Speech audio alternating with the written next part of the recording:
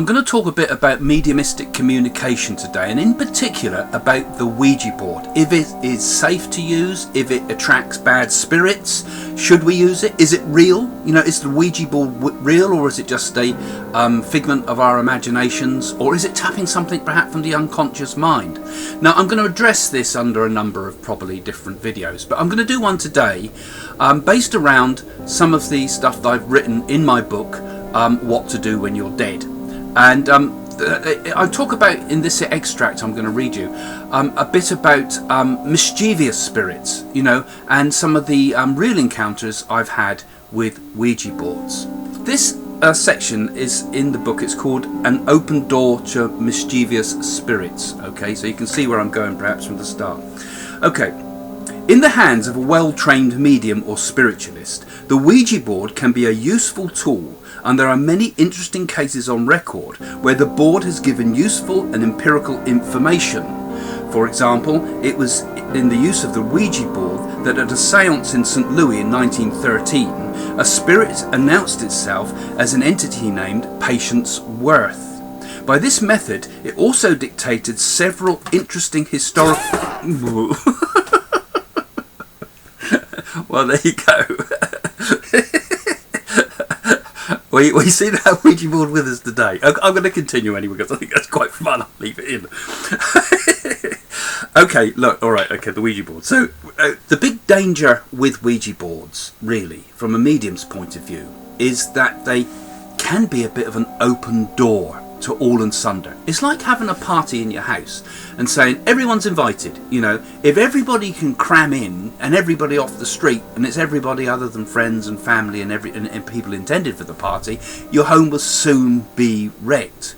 Now, we mediums work over many years to develop our mediumship, and we're trained usually within spiritualism to connect with our spirit guides and helpers who gather round in the spirit and make sure that nothing bad can get in, you know.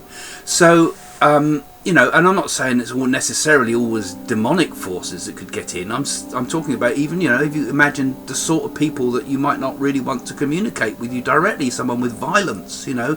Imagine we were asked to do a séance to connect with Jack the Ripper, for example. You know, you can't do something like that. We didn't do it in the end, but you can't do something like that without the protection of your spirit guides, right? So they're critical people to have around you, as well as your right motivation, you see, because a medium is sat with the intent to become a medium and might sit for 7 years or so before they actually can demonstrate on the spiritualist platform.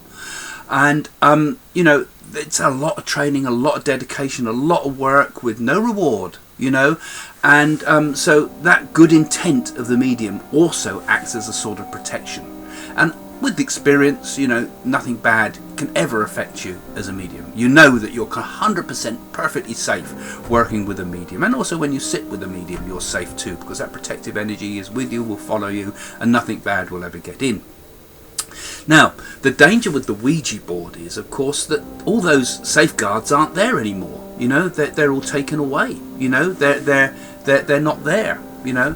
Now, that doesn't mean to say necessarily that the Ouija board's a bad thing, you know. I mean, there's been a few good cases within spiritualism where the Ouija board has been used in a very positive way. There was the communicating spirit, for example, called Patience Worth. That was a person that was in the spirit board. They didn't actually ever find out her history, I don't think, but it was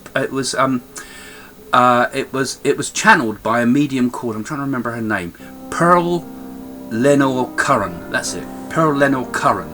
And she was working in the 1930s, around about 1937 sort of time. She produced a number of books that were dictated by spirit. And at the time, it was said that, you know, this woman could not just dictate books like that. You know, she didn't seem to have the historical knowledge or the training to be able to write such historical books. And the stories of Patience Worth became bestsellers. The skeptics, of course, say it's all in her imagination. She knew these things anyway, and there's no proof of Patience Worth. So anyway, so there's always going to be a question of debate. But within spiritualism, Patience Worth was always being considered as a genuine communication through the Ouija board. Perhaps more interesting and better empirical evidence, as they call it, came through what was called the Cross Correspondence, where the Ouija board was used by the Society of Psychical Research because a number of mediums around the world, using different methods of mediumship, such as trance and such as mental mediumship and various other things, table tilting and so forth, all gave bits of a message that were all brought together, and when that message was read, it gave the reference to a page in a book, basically, in a Greek text that more or less told you their life continues after death. Now, I've abridged that badly, but the Cross Correspondence, the Ouija board was used as part of that, as to give a proof of genuine spirit communication. Look up Cross Correspondence, have a look on Wikipedia, and that's not the best because it gets targeted by skeptics, but look it up on the spiritualist sites. A very interesting experiment in spirit proof. So in that case, the Ouija board was used seriously and gave what I consider to be very positive results and proof of spirit. But if it's used wrong, then it goes very wrong sometimes. Now, there was a case, and I'm going to just reference my book, so excuse me looking down to it sometimes, but there was a case, I can't remember when we did this, but it went back some time, and the lady was distressed because her sons were in trouble. And basically, I'll quote it from the book straight off, because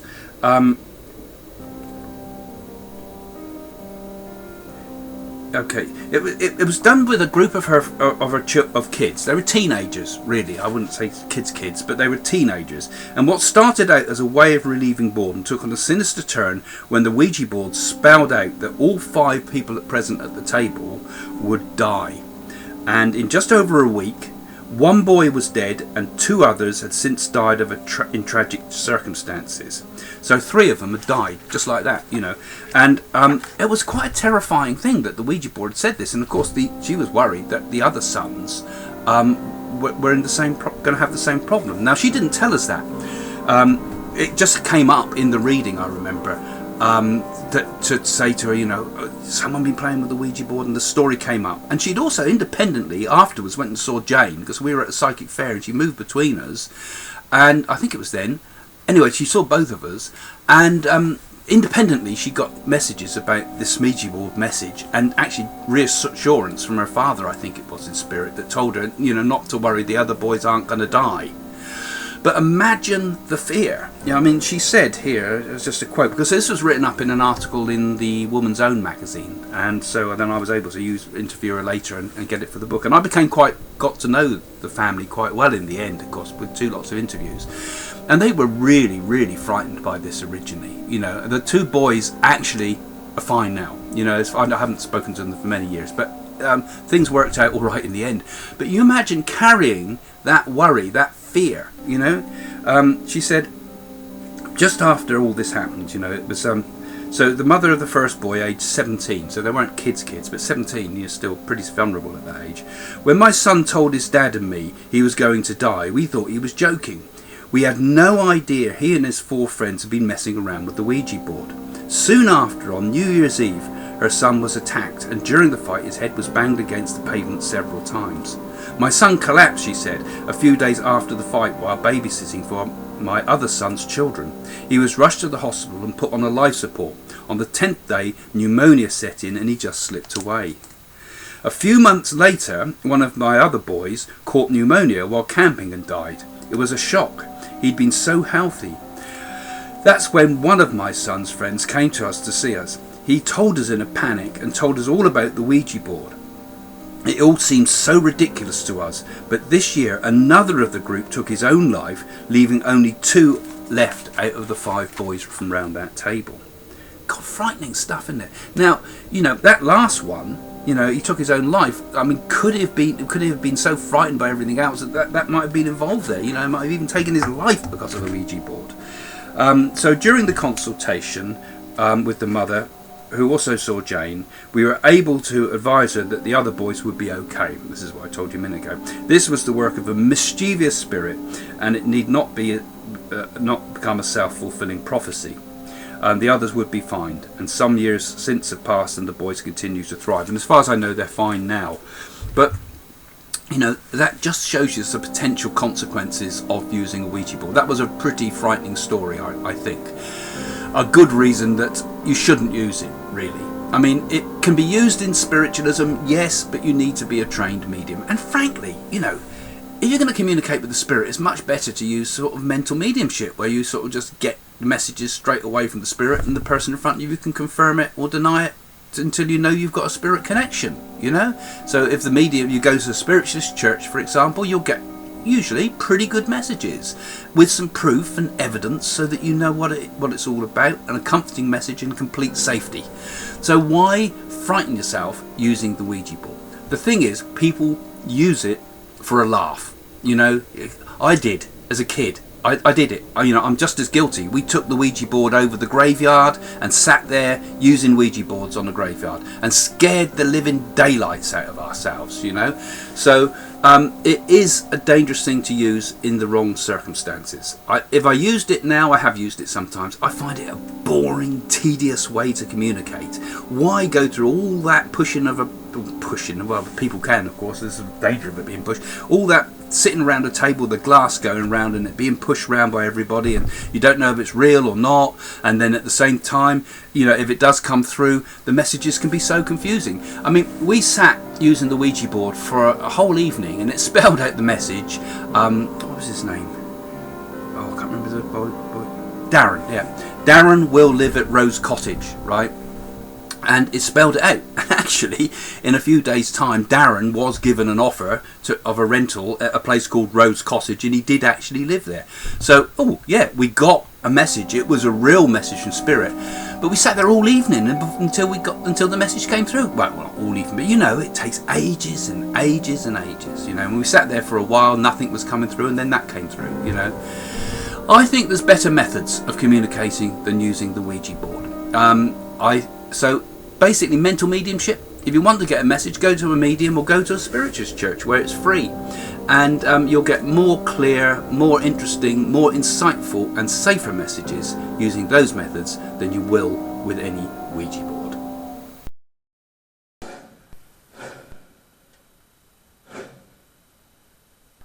Jane and I now do our spiritual work for our foundation. All the profits that come from things like our conferences and theatres and workshops and all those exciting things now go into this foundation, which ultimately has the long-term plan of building centres in the UK and maybe around the world one day. But meanwhile, we've been doing a lot of direct spiritual work with it. We've been going out, feeding people in India, giving to the destitute, giving to beggars. We've helped feed schools, helped orphanages, and we've even given cows to older people that have no other form of income. So mediumship can change your life, but it can also help people directly in the world. So go to the links at the end and find out all about what Jane and I are trying to do. And you can do a lot just by sharing these videos on social media. Help us get the word out. Help us to do something really good in this world.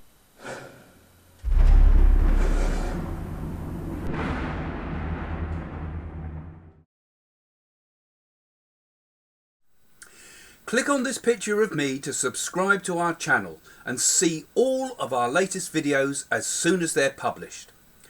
Or click on this next video for more of our stuff.